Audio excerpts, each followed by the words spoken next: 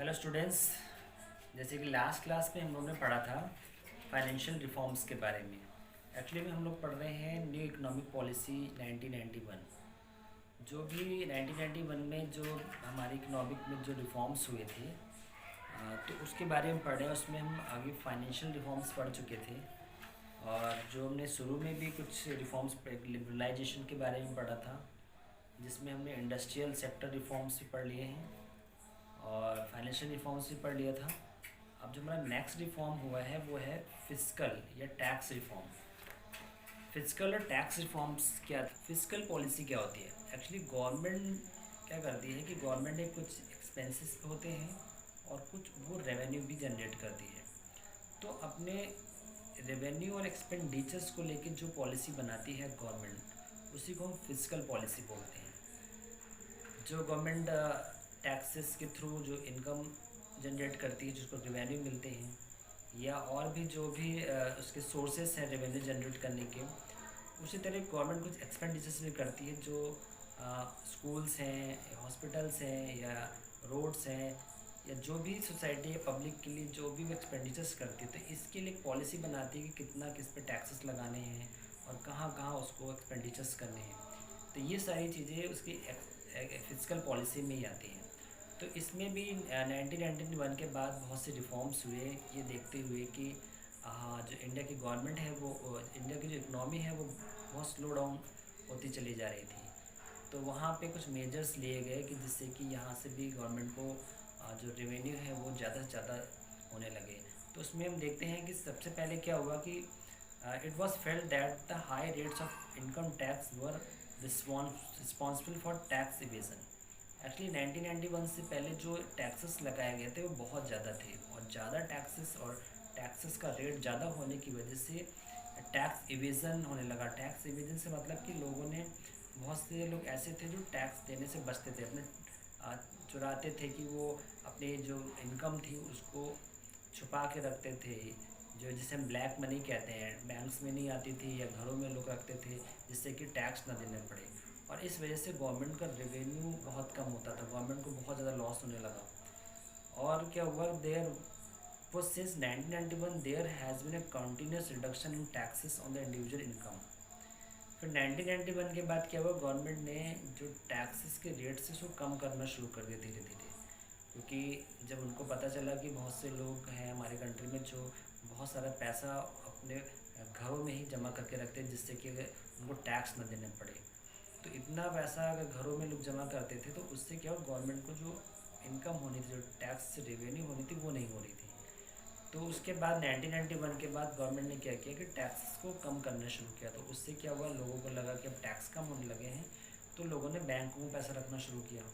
तो जिससे कि उनको जो इनकम टैक्स देते थे उससे गवर्नमेंट, लोगों ने बैंकों में सेविंग बढ़ा दी, और उन्हें वॉलंटरी लोग अपने आप ही ज़्यादा ज़्यादा टैक्स देने लगे।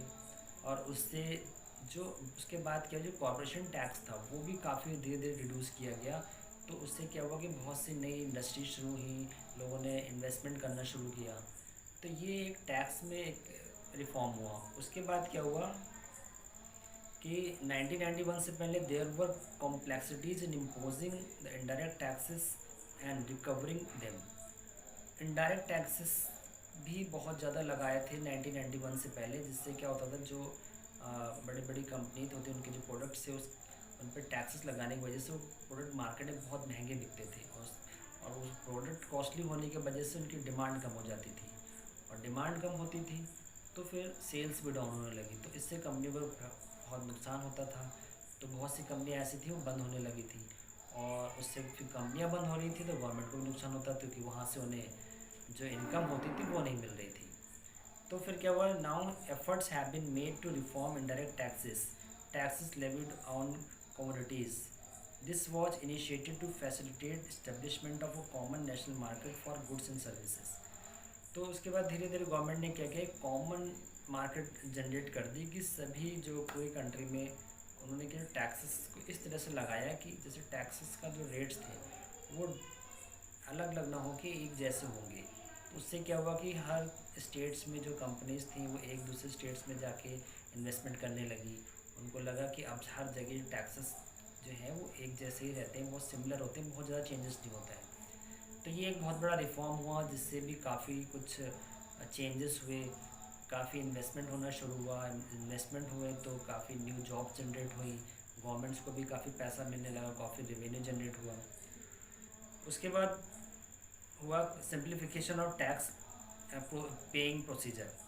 एक्चुअली में जो टैक्सेस जो लगते थे उसको जो पे करने का प्रोसीजर था वो भी बहुत कॉम्प्लेक्स था, कि अगर इनकम टैक्स लिया जा रहा है तो उस इनकम टैक्स देने के लिए भी जो प्रोसीजर था वो बहुत लंबा था। तो उससे भी लोग बचने के लिए भी काफ़ी टैक्स नहीं देना चाहते थे या पैसों को अपना घरों में रखते थे, क्योंकि प्रोसीजर ही बहुत कॉम्प्लेक्स था।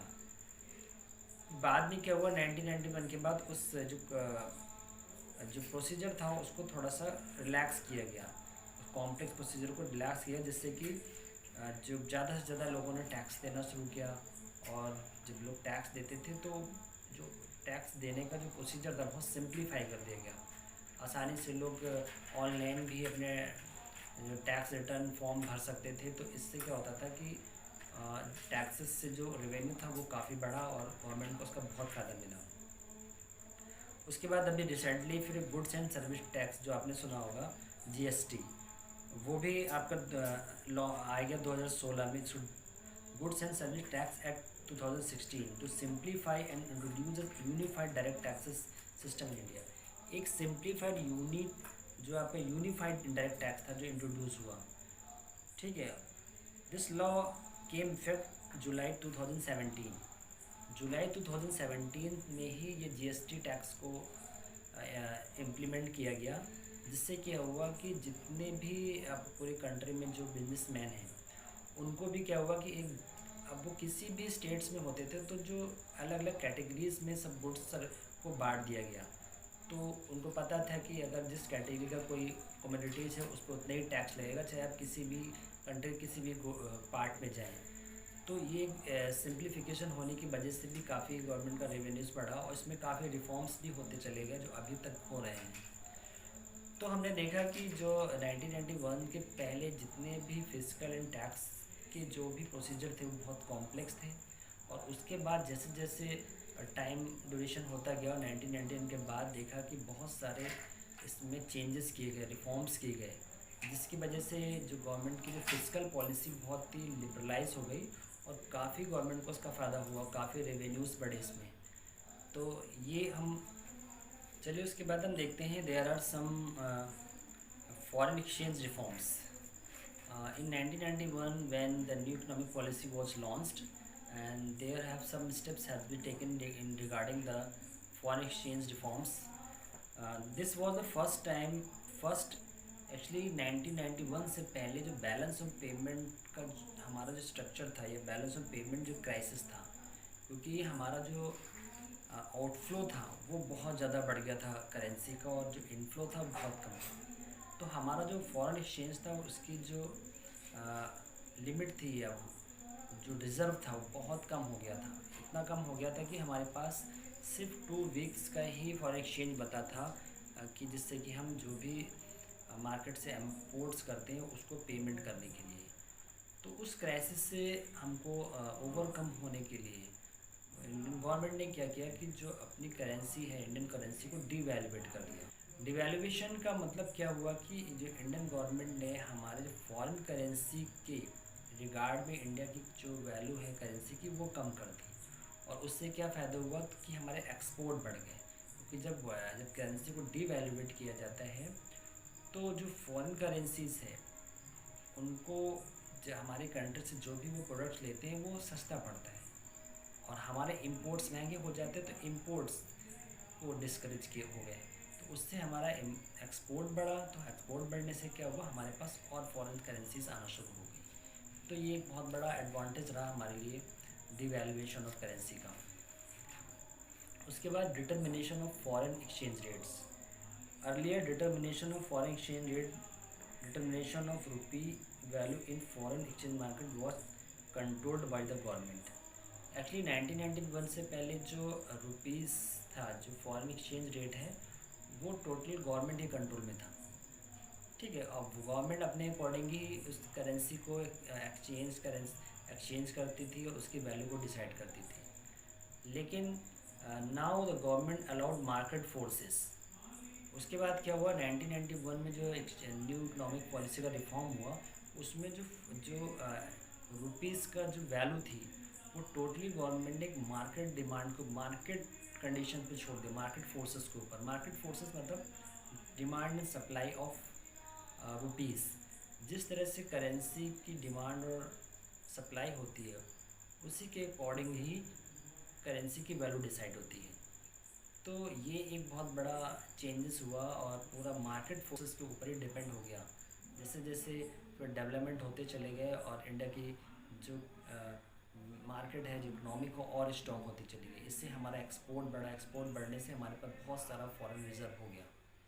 तो ये सारे रिफॉर्म्स जो स्पेशली हमारे फॉरेन एक्सचेंज मार्केट में हुए, तो I hope you have understand especially for fiscal and tax reform and foreign exchange reform.